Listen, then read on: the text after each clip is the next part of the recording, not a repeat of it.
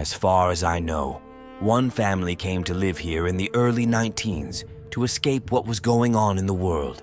They wanted to live a secluded life. The family consisted of 8 people, 4 children, 2 grandparents, wife and husband.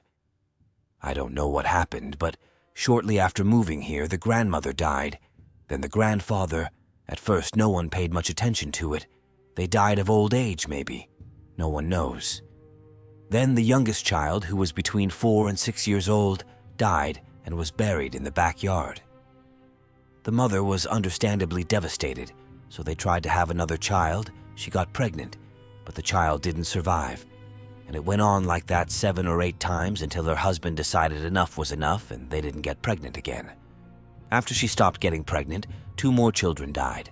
The eldest is still alive but afraid to move in with her aunt and uncle. Then the husband died, but the wife never left the house. People would go and put food in front of the door.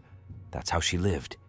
People say she sat and cried until the last minutes of her life, and after she died, people would put food in front of the house and see her in the window of the house, so they thought she was still alive.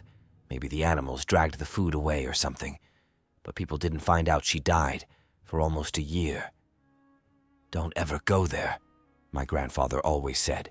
The ruined house, the broken windows, and maybe only in my head, the smell of the bird. I never got close enough to the house to know if it had a bad odor. And who would have, right? It stood in the middle of the woods, in the middle of nowhere. Well, I would have recognized it, and so would my friends. Me, Meg, and Jen. Saturday night, we decided we had nothing to do and just walked around town for a while. "You know the cabin in the woods that no one goes to?" Meg asked. "Yeah, what's there?"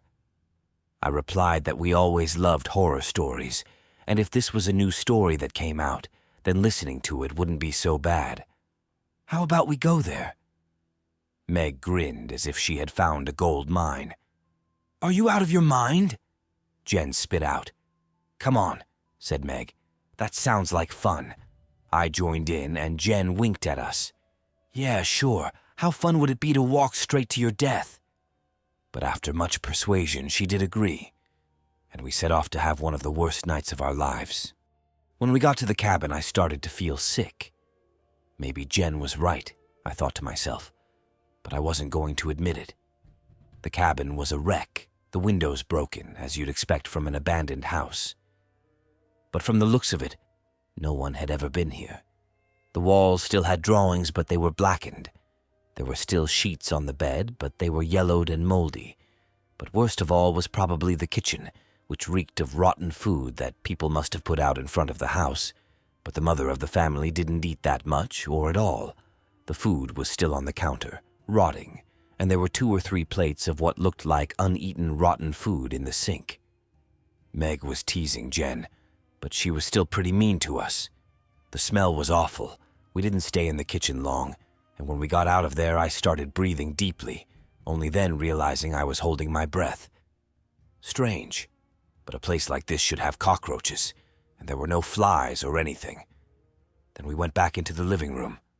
"Everything here is so boring," I said. "Nothing like we expected." Meg nodded. "Why are people so afraid of this place?" She cut herself short. "Hey, look." Meg smirked. I didn't like it, but I followed her lead anyway. "We need to go in." Meg pointed to a door in the floor that we hadn't noticed before. "Has she been here before?" I asked. No, she wasn't," Jen replied, looking at the door. "She might have been in there, but we didn't see her." Meg rolled her eyes. She was getting sick of us being scared. "Come on," before we could stop her. Meg opened the door and stepped inside Jen, trying to stop her, followed her. I followed his example, but no sooner had I entered than I heard a knock.